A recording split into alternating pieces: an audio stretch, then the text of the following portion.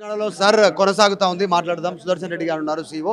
Sir, ఒకటి ఉన్న ఓట్లకు సంబంధించిన విషయంలో కాస్త కన్ఫ్యూజన్ క్రియేట్ అవుతుంది. మేము లేము అక్కడ స్థానికంగా, మాకు ఇంకా ఫారాలు రాలేదని చర్చ జరుగుతూ ఉంటే, ఈ దేశం అసలు ఇక్కడ పుట్టనటువంటి వారికి, ఇద్దరి నుంచి వచ్చి అక్రమంగా ఉంటున్నటువంటి వారికి ఓటు హక్కు ఉంది, రోహింగ్యాలకు ఓటు హక్కు ఉన్నాయి, ఆధార్ కార్డులు ఉన్నాయి, అన్నీ అనేటువంటిది. సో మీ సర్వేలో కూడా తేలింది 32 ప్రాంతాల్లో రోహింగ్యాలు ఉంటున్నట్టు గుర్తించి అనేటువంటి అఫీషియల్ నోట్ వచ్చింది ఈసీ నుంచే. సో వారి విషయంలో ఈసీ ఏం చేయబోతోంది ఏంటి? సో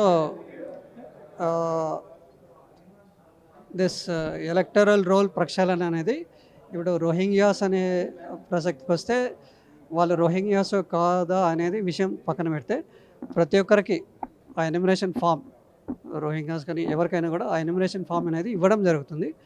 ఆ ఎన్యుమరేషన్ ఫామ్లోనే కొన్ని డీటెయిల్స్ నింపలేని పక్షంలో నోటీస్ తప్పకుండా వస్తుంది.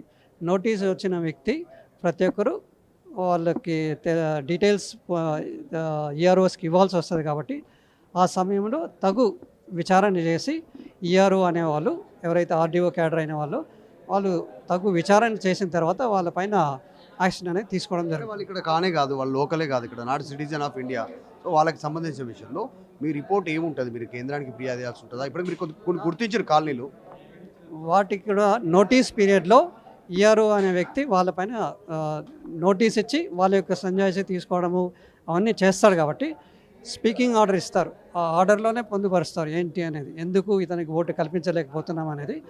కాబట్టి దాన్ని బేస్ చేసుకుని యాక్షన్ తీసుకోవడం జరుగుతుంది. ఇప్పుడు ఎలక్షన్ కమిషన్ కంటే ముందుగా అక్కడ స్థానికంగా కొంతమంది నాయకులు, శ్రీరాములు యాదవ్ లాంటి వాళ్ళు, బీజేపీ వాళ్ళు, వీళ్ళు ఫైండ్ అవుట్ చేసి మీకు ఆల్రెడీ కంప్లైంట్ చేశారు. వాళ్ళు ఇచ్చిన తర్వాత మీరు పోయారు, మీడియా రిపోర్ట్ చేసిన తర్వాత మీరు అక్కడికి వెళ్ళినటువంటి సిచ్యువేషన్ ఇదొకటి. వీళ్ళ విషయంలో అసలు ఏముంటుంది, ప్రభుత్వ నిర్ణయం ఏముంటుంది అనేటువంటి చర్చ జరుగుతుంది.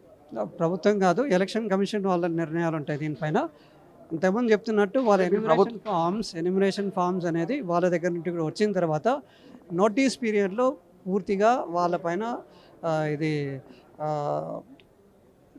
నోటీస్ ఇస్తారు. కాబట్టి నోటీస్కి సంజాయిషి తీసుకోవడం, వాళ్ళకి పూర్తిగా ఎంక్వైరీ అనేది జరుగుతుంది ఆర్టీఓ లెవెల్లో. ఆ ఎంక్వైరీ యొక్క రిజల్ట్ దాని ప్రకారం. చివరి క్వశ్చన్ సార్, ఒకటి సెటిలర్స్ కొంతమంది చర్చ జరుగుతుంది. ఇక్కడ ఒకటి ఉంది, ఇతర రాష్ట్రాల్లో ఒకటి ఉంది.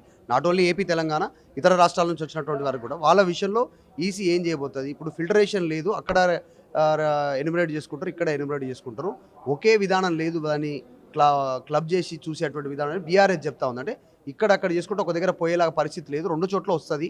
మీరేమో సంతకం తీసుకుంటామంటున్నారు, కేసు అవుతుంది అంటున్నారు, కానీ ఓటు అయితే రెండు చోట్ల వస్తుంది కదా, అట్లాంటి పరిస్థితి పోవాలనేటువంటిది డిమాండ్ చేస్తా ఉన్నాయి political party. Okay, demographically similar entries అనే ఒక సాఫ్ట్వేర్ రన్ చేసినప్పుడు మన రాష్ట్రంలో 2-3 చోట్ల ఉన్న ఓటర్స్ అయినా గుర్తించి డిఎస్సి అంటారు, ఆ డిఎస్సి లిస్ట్లోకి వచ్చిన వాళ్ళ పేర్లను ఎంక్వైరీ చేసి ఒక చోట తీసేయడం జరుగుతుంది. ఇంకోటి, వేరే రాష్ట్రం, ఈ రాష్ట్రం కూడా 2-3 చోట్ల, వేరే రాష్ట్రం ఇక్కడ 2-3 చోట్ల ఉన్నది కూడా ఈ సాఫ్ట్వేర్ అనేది రన్ చేయాలని చెప్పేసి ఈసీఐని కోరడం జరిగింది.